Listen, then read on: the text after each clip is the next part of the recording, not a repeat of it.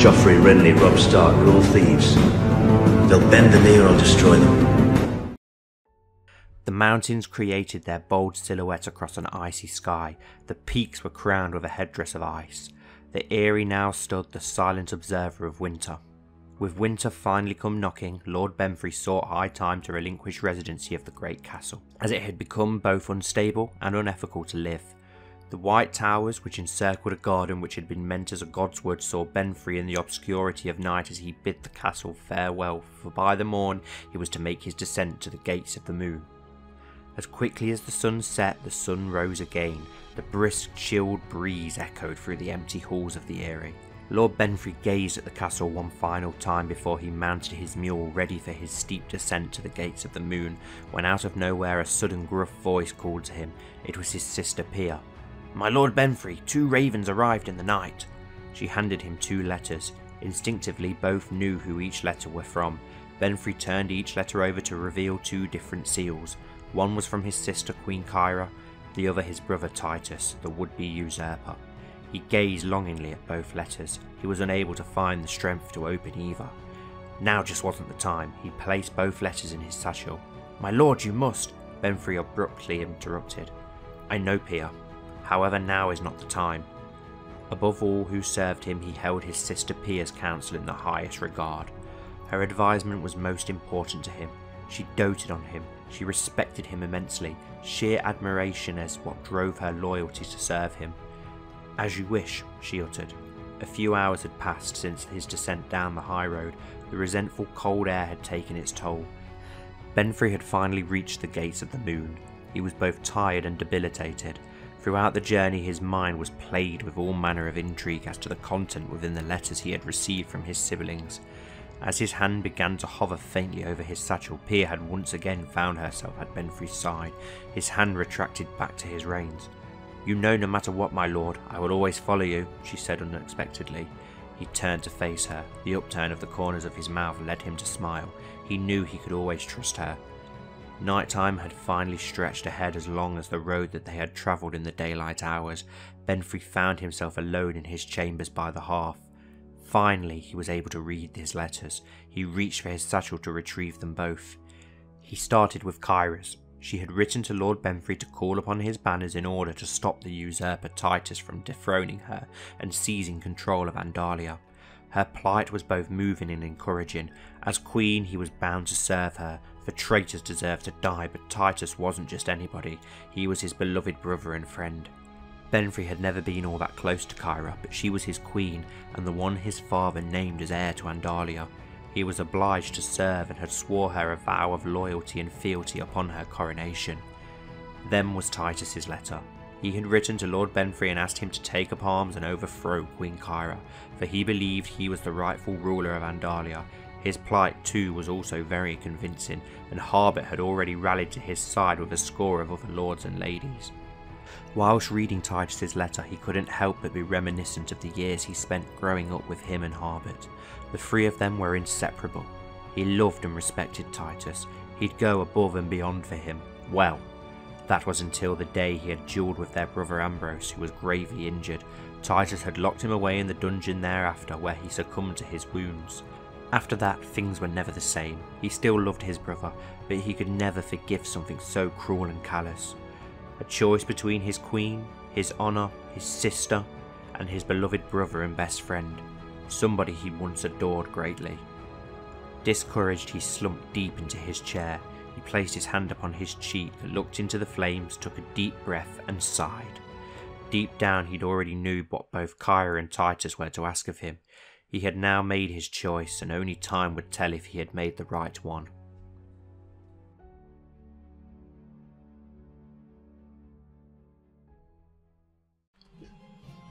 Hello everyone and welcome back to the Citadel with me, Grand Maester Stitch, where we return to a war-torn Andalia as all civil war has broken out between Titus Erenstar and Kyra Sevenstar. So her bastard brother has decided to try and usurp the throne of Andalia, and in that introduction sequence we seen Lord Benfrey Snow, another one of her bastard brothers, trying to contemplate what to do and which side to pick.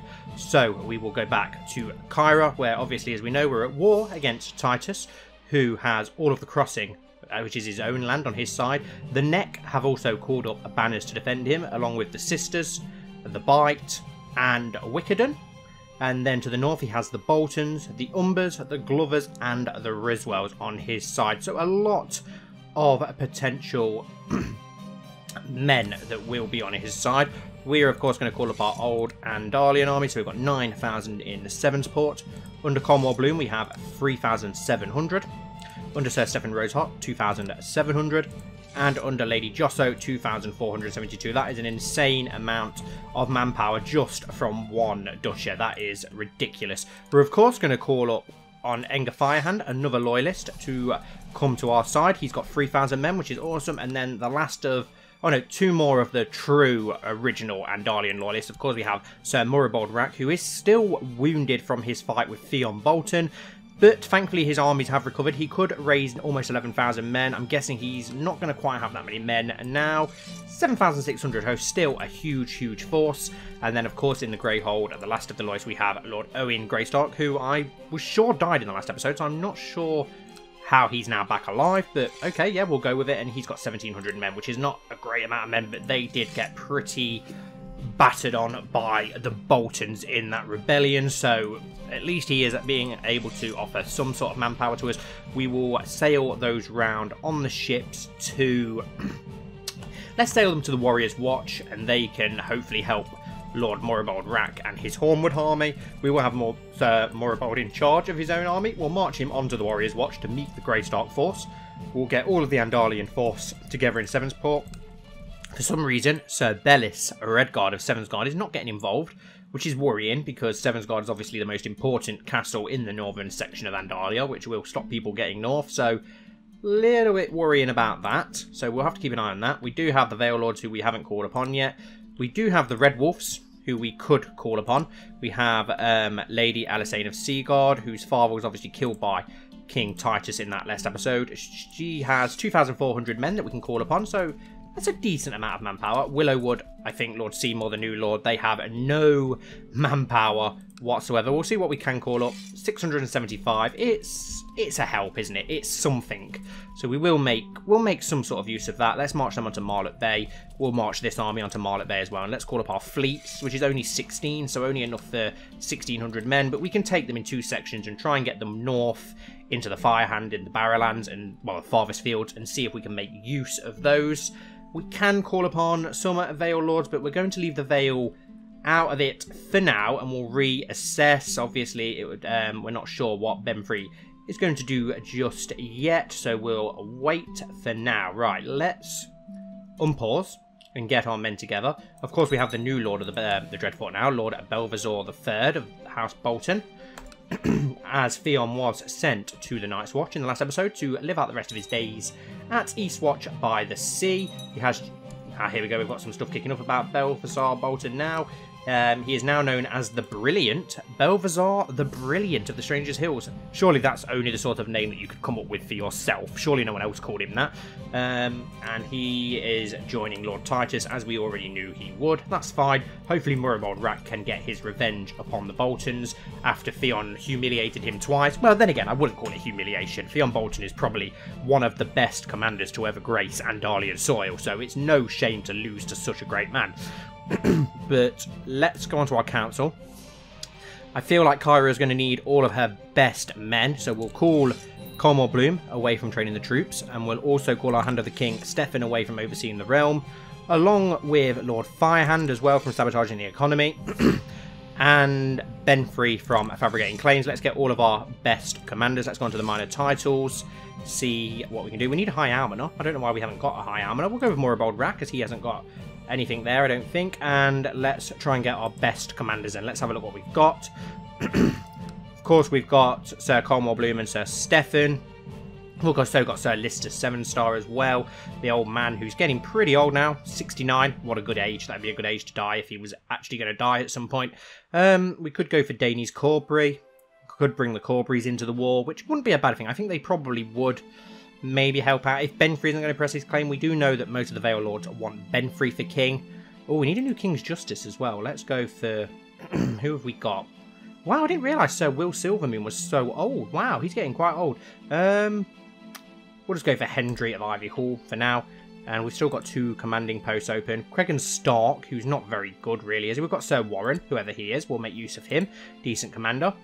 Quite expendable, I suppose. Well, we'll go for Enger. We'll go for Enger Firehand so that he can lead the Firehand troops. Try and get the armies led by their own men, shall we? So we've got 2,700 here. Let's get them led by Sir Stefan.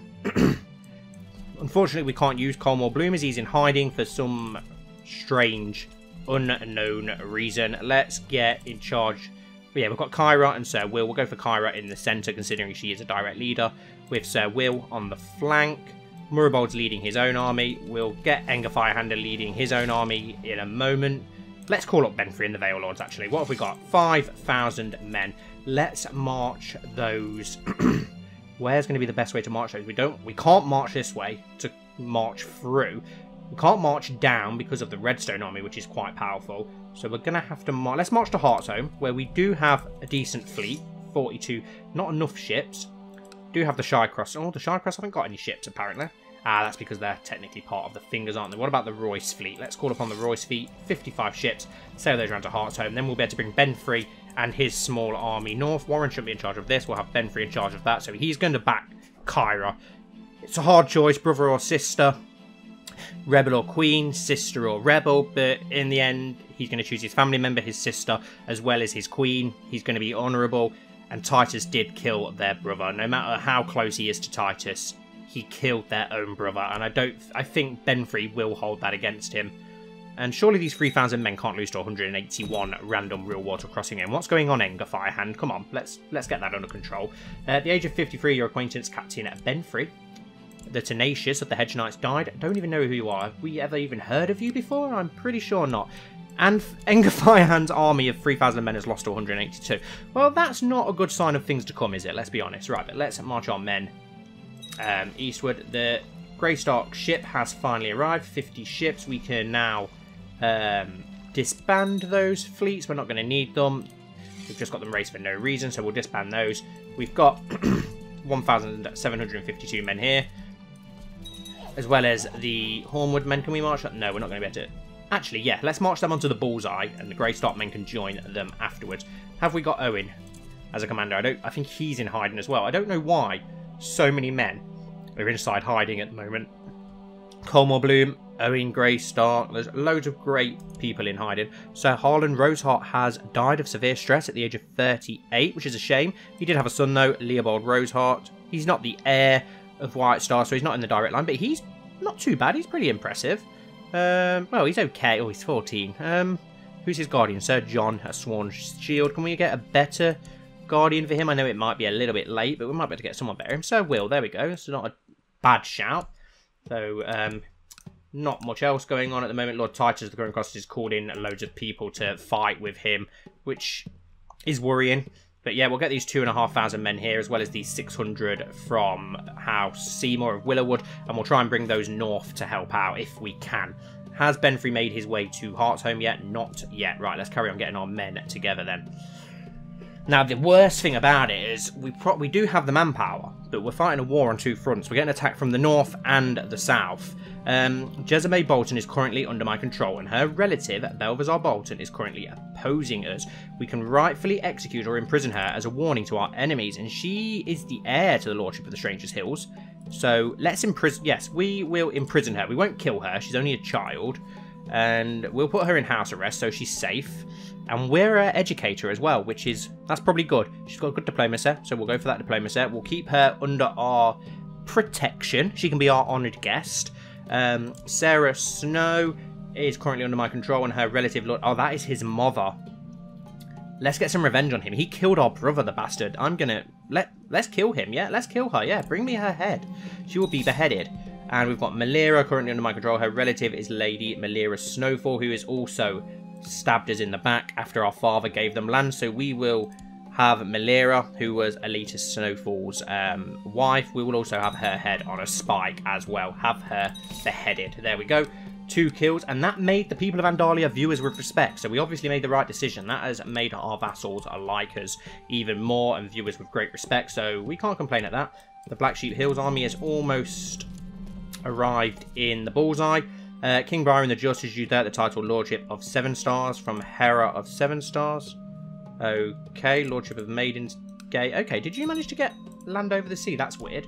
Stuff going on in Grey Shield doesn't really concern us. Don't forget that the Stormlands did manage to border Andalia now, which is worrying for the future. Hopefully none of these Southern Lords will eye up Andalia. Why? We're in a little bit of trouble at the moment. Let's merge those together. We've got 12,000 men there. Kyra, stay in the bloody centre. And yeah, Sir Will Silvermoon, he seems to stay very close to the Queen at all times. And we'll leave it at that for now until Sir Stefan's army arrives. We've got Morribold Rack leading this army, and we'll send Sir Warren with him. And we could send the Firehand host with him once the Firehand army does retreat from their loss to 100 men. Makes no sense at all. That is just completely ridiculous. Right, but yeah, let's carry on getting our men together. Let's get them up to the bullseye and go and attack the Boltons. There are the Umbers to deal with. 192, 920, 519. That's from those 3 provinces, though. I imagine last half is where the majority of their force is going to come from, which we can't quite see, unfortunately. So who knows how many men they're going to get from there. Lady Elaine of Seaguard ransomed Dinah from the clutches of Prince Pyron of the Rivers and Hills. Okay. 15,000 here now. Blessing upon you in your house. I gladly accept the guardianship contract between Sir Will and Leopold. Perfect. Okay. Right, so we've now got 15,000 here. Let's merge those together. Stefan, Kyra, go back into the centre. And Will out on the flank. That's good. Kyra, Stefan, and Sir Will. Perfect. 15,000 men there. Let's march on to Sevensguard for now then. And the Josso army can meet us at Sevensguard as... Actually... Wait in Sevensport. Wait for Enger Firehands and Lady Josso's armies to arrive, and then we can look at marching down south. Let's get Morribold Rack's army and Owen Greystark's army here in the bullseye, and then we can have a look at what we can do about the Boltons. Has Benfrey arrived in Heartsholme yet? Yes, he has. Perfect. Let's merge the army together and let's sail those 2. I think we're going to have enough army in the south, so let's sail those up here, and Benfrey can join with Lord Morribold in the fights in the north. At least then he's not going to have to directly fight Titus, which I'm sure he's not going to want to do. He's getting involved, but he's going to defend the northern border rather than going sword to sword with his brother. Kyra will take care of him instead. Right, so the Snowfall army has landed in Oldcastle, all 1,800 of them. Well, that's just very, very silly, isn't it, Lady Snowfall? You're going to get absolutely fucked over. Let's go over there and teach these Islanders a lesson. We should be able to crush those pretty easy whilst we wait for the rest of the army to arrive. And at the age of 64, your acquaintance, High Chief Grennan of the Maiden's Embrace, Mother's Embrace, died of complications related to gout. Good, because he was a complete bastard towards the end of his life. Who is the new lord? We have High Chief Ragnar of the Mother's Embrace, who's obviously still fighting for Titus, which is a worry. And Titus got 84,000 men here, which is pretty impressive. We'll march south and deal with him soon. Let's just deal with the northern threat first. Coleman Borrow has had a regular flagship handed to their treasury. That's fine. How is our other army doing now? They have arrived, 2,400. They can't get on the ships, unfortunately. Split in half. Let's embark the smaller half. And then they'll be able to come back and get those. Let's split you in half again. And get the smaller half. Oh my god, and we can't even get you on, which is annoying. Instead, then, we'll merge you together. Let's sail what we can up north for now. And we'll dock you in Silver Spear for now, and then we'll come back for the rest of them later on. We don't want to leave them down there to get slaughtered. But if we try and march them up, they're going to get absolutely slaughtered. So if we bring them by fleet and try and... We're going to have to obviously fight off the Lord of the Rills, Lord Risewell, when he shows up, as well as Lord Glover. First, though, let's take care of Lady Snowfall. Very surprised that she's decided to land here of all places. Battle of Narrow Sears Tower over in Bullseye is a crushing victory for Sir Morribold. Well played, Sir Morribold. Where are those ships? They're still making their way up. That is fine. So we'll dock Benfrey's army, and Benfrey, Morribold, and Owen Greystark can lead that army themselves.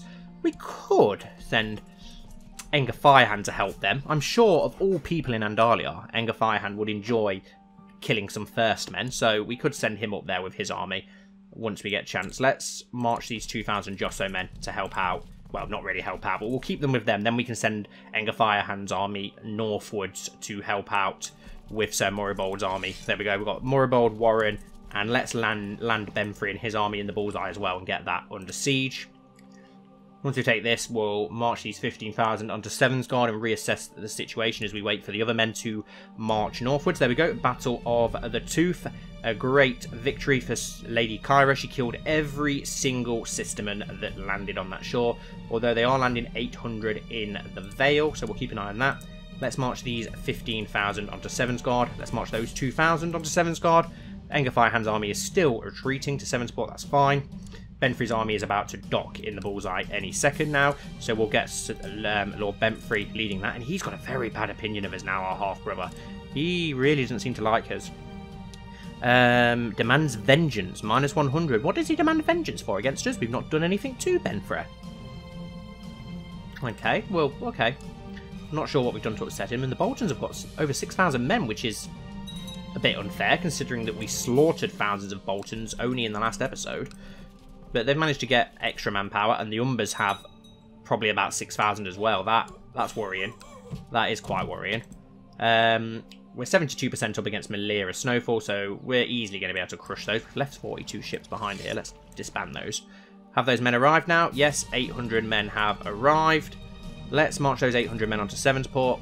These 16 ships, let's get them back to Marlet Bay and try and get the rest of these men up north. Let's send the Barraton fleet as well to pick those up, shall we? 91 fleets in the Barraton fleet, we'll send those to pick them up. And we've had a defeat somewhere, so Wickerden are getting salt pans and such under siege. That's expected. There's nothing we can really do about that at present.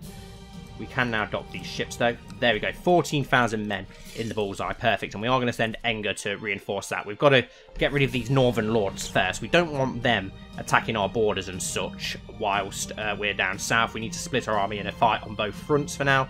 We're going to have 18,000 marching south though, which should be enough to deal with Titus, hopefully. Hopefully, I say, but who knows? You never know with CK2, do you? Siege of... Okay, so they're... Sir Harbert Redstone is going to town on those lands. Your Grace, for some time now, I've been in the employ of Lord Gilwood, but now seek a better station. Let's have a look at you. No, thank you. We don't really need any spy masters. We've got Sir Enger Firehand. Why would we need anyone else with intrigue? Okay, that is a lot of men up there, Bolton and Umber men. Hopefully we've got enough here, though. 14,000 here. We'll get Bullseye under siege, just to get that bit of war score back in our favour, and then we'll march those north to deal with the Umbers and Boltons, and send them scurrying back to the north. I still can't believe that Owen Greystock's somehow alive, and he's married as well. Who's he married to? Lady Scylla of the Grey Cliffs is an Umber. Interesting. If they could pop a son out, they could end up with a son with green dreams and giantism, which would be pretty cool. Warwick Greystock, our cousin, has had a daughter, Sheree Greystock, nothing too impressive. Galbert did have a son before he passed away, thankfully, to cancer, and he's a warg now, which is interesting. He has a pet crow, Quick, and Green Dreams, which carries on all through those families. Okay, so we're going to be pretty even with the Bolton and Umber army by the looks of it, which is an interesting turn of events. So yeah, we probably need to send Enger Firehand and his army then. Where is he? There we go. Let's send those 2,000 men, led by Enger Firehand, north to the Bullseye. They can help out in the fight against the Boltons. And we've got some Riswells now appearing. 800 men here. Let's send them to Sevensguard. They can join with Lady Kyra's army. Same with the other army, which should be here soon, with the fleets going down to pick them up. Lake Haven has fallen, so yeah, he's going to town on those lands down there. Lord Redstone, our brother Harbert, who has decided to go with Titus over Kyra. I'm guessing he probably wished he'd changed his mind now that Benfrey has gone with... oh, we've sent the ships to the wrong place. Now that Benfrey has decided to go with Kyra, I'm guessing he wished that he'd done the same. And my bodyguard, Sir Doncino Shycross, has expressed a desire to get married. And he's the heir to the Dragon's Den, so we'll find him someone nice. Let's find you a decent match, Sir Doncino. Let's have a look who we've got. Jonquil, our daughter. No, I'm afraid we're not going to marry you to our daughter. Mega Rack, she's not the heir, is she? She's 12, so she's got 2 years. Shycross and Rack marriage didn't go too well last time, so I think we'll avoid that. Marish Josso, we have a Josso though. That might not be a bad match. Decent steward, oh well, okay stewardship. A Josso would probably be a decent match, to be fair, for Shy. Oh, then there's Alice Coldwater. That could be better because they are neighbours, and that she's highborn, strong. So a good chance of inheriting some good traits is the Bloom, but she's a bit old. Fiona Firehand. I don't think the Firehands are going to want a Valyrian marriage, if I'm perfectly honest. I think the Coldwater would probably be the best option there, to be honest. So let's arrange a marriage between her and Don Chino Shycross, and that's a yes, perfect. Decent marriage. They're very close to each other. It will expand friendship in the Vale. Yeah, that's a good marriage. That's a very good marriage. Right. Come on, 91 ships. Can you hurry up and get to Marlott Bay? Shouldn't take you too very long, so we can get these men northward to join Kyra's host. Perfect. Let's merge these ships together, and let's sail onto Silverspear, and then we can march on onto Sevensguard afterwards. Lots of Ironborn raiders in the north, of course, as the Rills are currently being attacked by the Ironborn. My heart missed a beat when I saw Joa emerge from the dungeons covered in grime with a bloody knife in his hand. I'll teach Joa some useful skills. 50% chance Joa Rack gains the Cruel trait, or the Rough trait, or Craven. Let's see what he gains. He's already got the Quick trait and Trained Fighter, and he has gained the Rough trait. Not a bad trait, to be honest. It could be worse. He's not too bad. Why has he suddenly changed his educational focus when it was martial before? May live in harmony contentment. I have decided to accept your suggestion that Sir Don Chino and Alice get married. Perfect. Or Donico, however you'd want to say it. Right, there we go. Enger Firehand's army is leading up to meet in the bullseye. Perfect.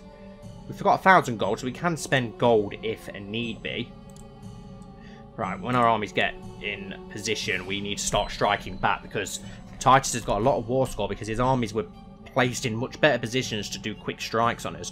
We've got 15,000 here. Once they get to Sevensguard, we'll take care of the Rills army, and there's also the Glover army, which is coming to aid them. That's fine. We'll take care of them before marching south onto Titus then. We've still got those 107 ships coming round as well with a which are going to dock there. No, don't dock there then. Dock in the farthest fields in... not the farthest field. Yeah, the farthest ford, sorry. Right, 15,000. March on to Silverspear instead now. And Kyra can take care of the Rills, which are being led by the Lord of the Rills as well. So that would be a good prisoner if we can capture him. The bullseye is about to fall any second now. Enger's forces will arrive as well, and then we can march onto those 13,000 there, who we will outnumber, so hopefully we can take care of those. Being led by Enger Firehand, Moribald Rack, and Benfrey Highsire. I imagine with commanders like that, we should be able to win that war.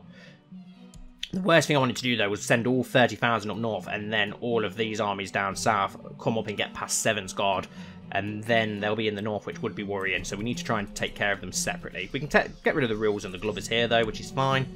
Those ships should arrive any second with the rest of the reinforcements in the farthest ford, in the Richards lands. Is Wilbert Richards still going? No, Wilbert Richards has died. Died in the dungeons of Lord Enger of the farthest field. Oh, I didn't know that. When did that happen? Okay, so Wilbert Richards is dead. He died in Enger Firehand's dungeons, and now Lord Samwell is Lord of the Farthest Field, who is a lot better. Look at that, 26 diplomacy, awesome. Surely he's, yeah, Master of Laws for the Farthest Field, so the Master of Laws under Enger Firehand, perfect. Much better Richard's Lord in charge now there, which is good. And the Glover army is trying to march to meet the Rills. Siege of Narrowseer's Tower, perfect. So the bullseye has fallen, which is perfect. We've got 17,000 men there now. Let's merge those together, march up to the Dreadfort, and just reassess situations before we march on to Greyhold. Got 2,000 men here who we'll march all of those onto Silverspear. Why not? And get everybody met up there. It's going to give us around 20-something thousand men, which is perfect. Melira Snowfall isn't doing much. She's not really got the manpower to do much, so we can deal with her later. We need to deal more with Titus, who's got 8,000 men in Seaguard, 6,000 men on their way up from Willowwood, and he's also got the Reed army there. But most of his northern allies are not going to be able to get south to him, which is good. That's why I want to take care of them now. And we're going to absolutely smash the Risewell army very easily here now, which is awesome. So let's go for that now. Let's march on to Silverspear. 4,200 men there now as the Glovers have joined them, but it's not going to be enough. We'll take care of those raiders, I think, while we're here as well, to stop poor Barrington getting raided constantly by the fucking Ironborn. Right, come on, let's go a little bit faster. Let's get there. Siege of Whitetown has failed as well, and Wickham. And there we go, we've managed to crush the Glovers, but the Risewells have got away, unfortunately. The Battle of Silverspear. It has been ages since I felt so invigorated by battle. Every day our unit is moving as if connected by some unspoken bond, I exclaimed eagerly one night, or a higher power of some kind. This is all you, my lady, one of my soldiers says, a look of genuine surprise on his face. You're right, modesty will get me nowhere. This is a team effort. Either way, we lose the trait Skilled Commander and gain the trait Brilliant Commander. But this is a team effort, soldier. Let's keep our men on side. And Kyra has now advanced to a Brilliant Commander, which is awesome. How's her daughter doing, Princess Jonquil? Free diplomacy. Let's get her Guardian. Let's have a look who the best Guardian we can give her for diplomacy. Benfrey, of course, but that could be risky. We'll send it to Elena Josso, our friend. That's a perfect match. And, of course, we're going to go for a diplomatic education focus. We've crushed the Glover army, but the Riswell army has managed to avoid capture. 17,000 men here now. Let's march those to Sevensguard. March you back to Sevensguard, and then we'll march south. We'll let the Riswells march over to this army. This army's big enough. Let's march on to Greyhold then. Benfrey, Moribold, and Sir... What? No, not Sir Warren. We want Enger Firehand. Oh, yes, Enger Firehand. Awesome. Lord William of Gultan has inherited City of Gultan from Hugo. Okay. How goes things in the south? 51% minor bag. We need to get south. Yeah, we're going to have to leave the Riswells. Let those march over to our other army. We need to get our 20,000 men here south. Let's march onto Silverreed. And we need to go and meet Titus in battle.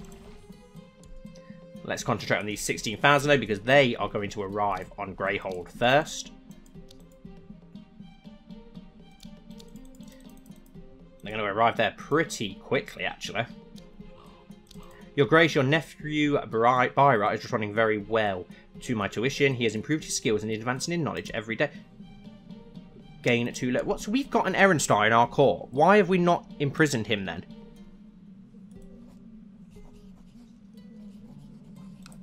Can we do that? Yeah, Byra is now safely locked away in my dungeon, awaiting his fate. We'll put him in house arrest to keep an eye on him, but we've got an Erenstar prisoner there. Why wasn't he imprisoned if he was in our court? Why is he even in our court? Where did he come from? No idea. No idea at all. There we go. We've got 21,000 men marching on to Silverreed, and we've got 16,000 men marching on to Greyhold. We outnumber them by 4,000 men. We do have that slight disadvantage, but without Theon Bolton. Then again, what is the Umberlord like? Lord Steffron, the priest hater of the last half. Oh my god! 30 martial. Unyielding, a trickster, and a skilled commander, skilled for... Oh, wow. That... If he's leading that army, which he is, ruler personally leading troops, and the morale of the army is up 10, and we've got... This could be close. This could be a scary fight, but we do have Benfrey, who has 27 martial himself, and he absolutely hates us, which is worrying. But yeah, that... Oh, this could be a big, big battle up here. Tando Rosby brought a favour from Robert. Okay. This could be a very big fight up here. Let's see what happens. Here we go. The battle is underway, and we have the advantage early on, which is good. We'll do it slow, just so we get to keep an eye on it. At the age of 23, your acquaintance Humphrey Longthorpe died of cancer. At the age of 44, your acquaintance Leon was killed in personal combat in the midst of battle by Lord Benfrey II of the Giant's Lance. Well played, Benfrey. Took off his leg by the looks of it. Awesome, well played. Lord Jamie of Oldstone has declared Oldstone's war for Jonathan's claim on Seaguard. Let's see if we can command you to end that war, please, Sir Mud. Your Grace, I'm afraid I cannot end this war. For fuck's sake, we're going to have to try and put an end to that afterwards then. Raiders under Lord Reeve and Ned of Greatwick have arrived to loot and pillage in Queen Kyra of Andalia's county of Silverspear. Fucking Ironborn. When we're at war, raiding the bastards, but there's nothing we can do. We need to get this army south, so we're going to have to leave those 700 men for now and take care of the Ironborn after, but at least we've had a crushing victory here thanks to Benfrey Moribold and Enger Firehand. We'll hopefully be able to push the Umbers back, which will give us some war score, much needed war score.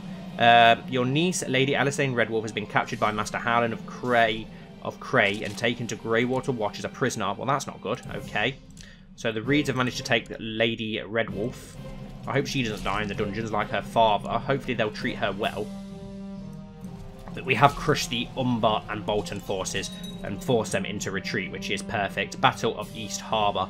We lost 1,300 men. The Umbers and Boltons lost 4,500. Perfect. And Alistair was captured in battle and is now our prisoner, which is also no idea who he is, but we'll take it. We'll take any prisoner that we can get our hands on. 15,000 men. Now let's march to the Dreadfort and get that under siege and try and get the Boltons under control. We can also march on this Riswell army, but at least we've took the bite out of the Bolton men. Let's march on to Greywater Watch, because the supply line's pretty bad. Let's march the other 3,000 down there as well. There's a lot of men here, which is worrying, so we need to get down there quickly. We'll march these 15,000, as we said, onto the Dreadfort. Your niece, Lady Alysanne Redwalls, has been captured by Lady Sybil Reed, of the Neck, and taken to Greywater Watch as a prisoner. We already knew that. Hopefully she does not get killed. She's imprisoned. Hopefully they'll put her in house arrest so that she's kept safe. Who can we call a favour? One character owes you a favour. Daynes Corbury. Not much we can do with him at present, but that might come in handy in the future. Instead of the Dreadfort, let's march onto this Riswell army and take care of those. We'll let you rot for now, for rising up against us. 21,000 men. Merge together. Merge together, please. Perfect, there we go. Why is Kyra not in the centre? Get Kyra back in the centre. Stefan and Sir Will. Perfect. And continue our march down south. Need to get down south and take care of our bastard brother as quickly as possible. We need to get our asses down there. Right, the 15,000 men, we've got a bad supply line there, but we can hopefully get to the Riswells. As soon as we're back in our own lands, we should be alright. Bad supply line here as well, which is not good. 14,000 men though, we outnumber them 7,000 by 7,000 men, so that's fine. We should be able to do something there. Oh, hello. Dog's just broke in to my game room. I don't know where the hell she's just come from. Siege of Seaguard, defeat. Siege of Fishville, okay. The Mudds have raised their men as well, so there's an extra 1,000 if they decide to aid Titus's force. We'll march onto the Crossfort for now, just because the supply line there is a little bit better, I think. So we'll see what we can do. There's a small Reed force here. Glover force is marching north, that's fine. We need to get rid of the Riswell force, really, who are taking the Black Sheep Hills under siege. We do not want Benfrey Lancer to get taken because he's incredible. 12-year-old, 17 martial, skilled fighter. Insane. Absolutely insane. We do not want him falling into enemy hands and getting killed. He could be the future of Andalia. And we're minus 65% down. That is not good at all. Not good at all. Let's get to the Crossfort quickly. How goes the other army? They're about to march onto the army in the Black Sheep Hills. We'll suffer a small disadvantage, but I don't think that's going to matter when we've got 14,000 men. Should be a crushing victory for Benfrey and Murraybold again. So let's march onto those. I don't care about slave raids going on in Valyria. I just want to end and get rid of these Riswell. Storm King Boris of the Stormlands has declared Stormlander the Bay of Crabs de Jure war over the Bay of Crabs on Lord Gunsa the Victorious. Okay, interesting. Doesn't affect us too much, so let's march on to the Black Sheep Hills and get that under control quickly.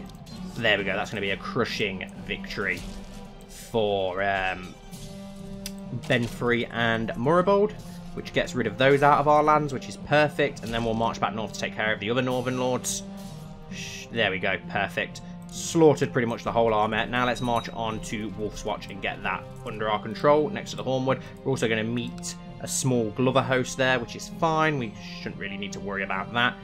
Now let's march on to Seaguard and get ready to march onto Old Stones and face our bastard brother in battle, which could be very interesting. Very, very interesting. We've got pretty much our whole army called up as well. We could only call a couple of stragglers up from here and there in the Vale. It's turning colder and colder. The people of Sevenspot can no longer wear the field, so winter is kicking in bad as well, which is not good. Why are we, why is that war score coming down? Okay, Ghoultown's getting raided by the Seastone Isles, which is annoying. Why are you even round there? That's really annoying.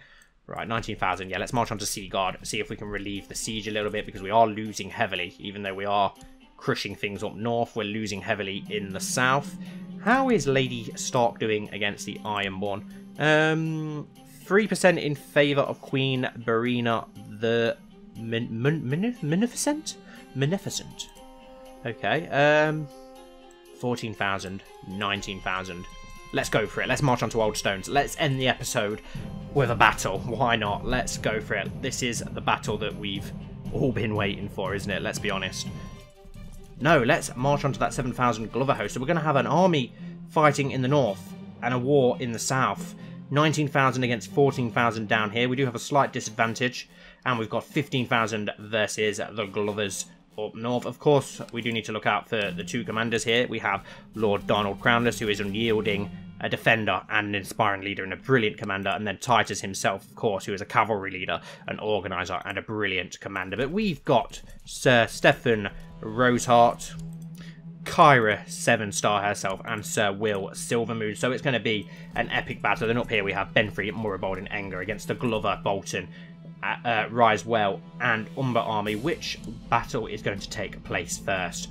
We'll keep an eye out. This could be an epic way to end this episode. So let's see what happens. Oh, okay, and a message about peace of our dear half-sister, peace be with you. These are the terms of your surrender. Lord Titus gains prestige from the war. Queen Kyra, Kingdom of Andalia, limited realm. No, I do not think so. Decline. I am not surrendering to our brother. We are going to go all out and crush him. Which army is going to arrive to its battle first? It's going to be two epic battles, north and south, to end this war. And the war in the south is kicking off first. Here we go. Kyra leading our centre, along with Sir Will the Brave on the flank, facing off against Lord Titus Snow. And we do have that small disadvantage, but hopefully with our amount of manpower it will work in our favour. We've gone for an impressive charge, which seems to have worked perfectly in our favour, and we are winning. We are winning, and I am surely with child.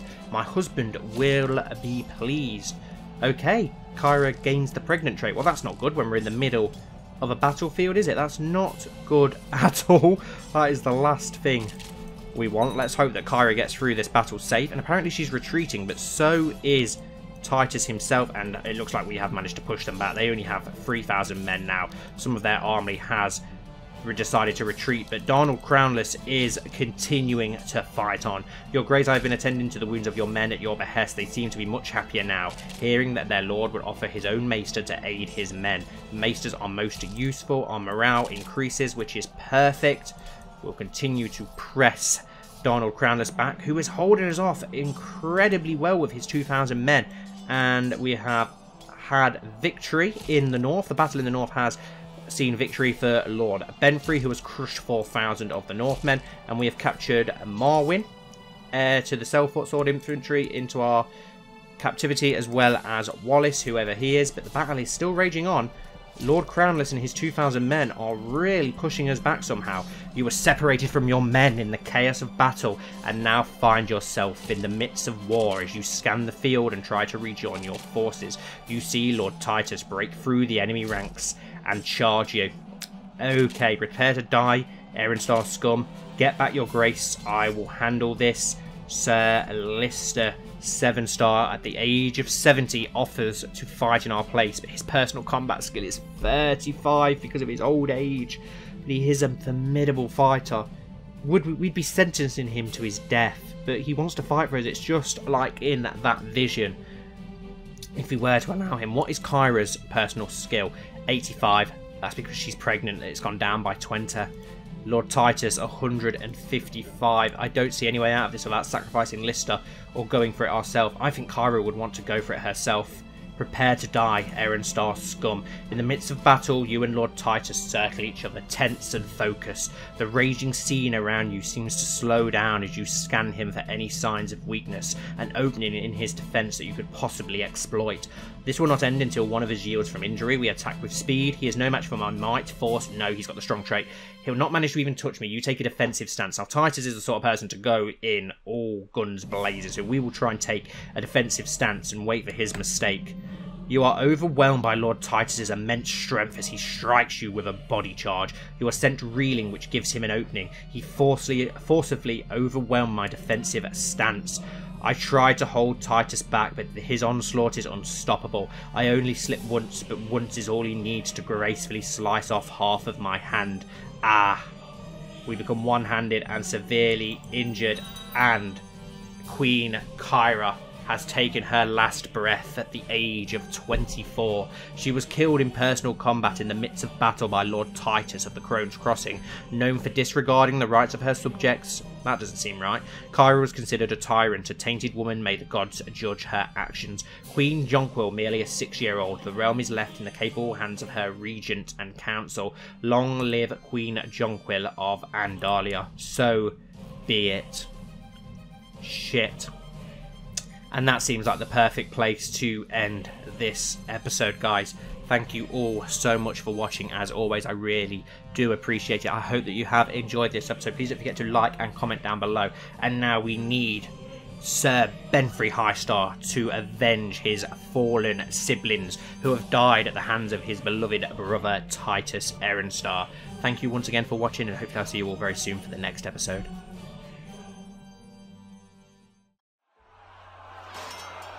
The sound of steel on steel rang all around throughout the chaos of the battlefield, muffling all other sounds except for the bone-chilling screams of dying men and horses. Kyra could hear the whistling noise of a volley of arrows as they flew mere feet above her head from the Cranagmen archers posted on the wooded hill to her left. As she glanced over, she could see the red sword and stars of House Bloom flying high as Sir Lucamore Bloom and his heavy cavalry came crashing into the side of the redstone shield wall as they attempted to hold off the advancing Roseheart infantry led by the monstrous sight of the towering Sir Stephen in his black and red armour, cutting through men as easily as a hot knife through butter, looking like a man of 21, not the 61 he actually was. She turned in time to parry away a downward cut from a young man wearing the white owl of House Rook. As she knocked away his sword arm, she brought Mother's Mercy down hard to remove his arm just below the shoulder. He screamed in agony before she dealt the second fatal blow through his heart, bringing a quick end to his suffering. Suddenly, a shot of insufferable pain took root in her back. She twisted to see the end of a crossbow bolt sprouting from the left side.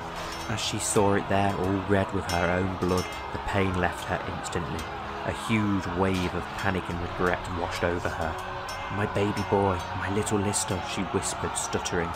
As she reached for and gripped the end of the quarrel, she realised thankfully that her armour had seemed to stop the worst of the impact, and that the bolt wasn't embedded as deep as she originally thought. She looked up to see the shooter had reloaded. He was raising his crossbow ready to fire a second bolt. She would never reach him in time, but out of nowhere her young squire Joe Arack struck him hard in the temple with his sword. He dropped to the floor without so much as a groan. The boy had saved her life. He may not have been the most talented of fighters, but yet again he had shown her why she'd grown to love him. He rushed to her side. "Your Grace, you're hurt," he said, panicked as he reached out to help his queen. "It is but a scratch, Joa. I need you to fall back to Sir Will and tell him to send the Raven to Sevensport. He will know of what I speak." "Of course, Your Grace," he replied, and with haste he vanished out of sight. In truth, there was no message for Sevensport, but it would get her squire away from the bloodbath that now engulfed the battlefield. It would have hurt the young boy's pride to be ordered away with a whimper, and pride did he have. He was only second to Sir Lister for honour, which for a boy of 4 and 10 was unimaginable. That was when she saw him, the Black Knight with the pink cloak directly in front of her. It was as if the whole world came to a grinding halt, as if none of the other thousands of men all around them even existed. It was just those two standing locked in a steely gaze for just a split second, but for what seemed like an eternity. And then it happened, all at once as he charged straight for her, greatsword raised high in the air as he screamed in that gruff, deep voice she knew only too well. She raised Mother's Mercy just in time to take the full brunt of her brother's downward strike. The power behind it was frightening, full of rage and hate. Her whole body shook, the pain where the bolt still sat shot all up and down her torso. She grit her teeth hard to hold in a scream of agony as her father's sword sung aloud with the Song of Steel. Titus's sword swung sideways fast. It was all she could do to make a pathetic attempt at a block. She stumbled backwards slightly but regained her footing.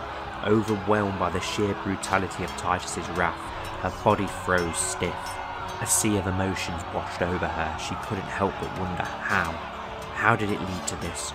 Once upon a time I loved my brother. Could I really kill him? As quickly as she froze, she snapped back into action, for this was a matter of life and death. and she was not about to die here. Not now. Kyra was no longer fighting for herself or her kingdom, but for the unborn prince in her belly. She pressed the attack now towards Titus with a flurry of rapid slashes. She knew she was no match for his strength and ferocity, but speed and agility were on her side. Then, out of nowhere, he unexpectedly lunged at her, putting all his weight and strength behind an unstoppable armoured body charge. It hit her as hard as a castle wall. She was sent reeling, and then he was upon her, leading an unstoppable onslaught. She tried with all her might to defend herself as she tried to recapture the breath that had been knocked out of her from the impact of the charge. And then she slipped. It was all Titus needed. He struck quickly and gracefully, and the next thing Kyra knew, she was screaming in agony as her sword, the sword of Enger I and every 7-star monarch since, flew through the air, half her hand still wrapped tightly around its hilt. She fell to her knees, defeated, broken, her other hand subconsciously wrapping itself around her wound, as if somehow it could save her. She looked up into the cold blue eyes of the man who had once been her brother as he smiled down upon her, and with a great grunt of victory thrust his sword deep into the pit of her stomach.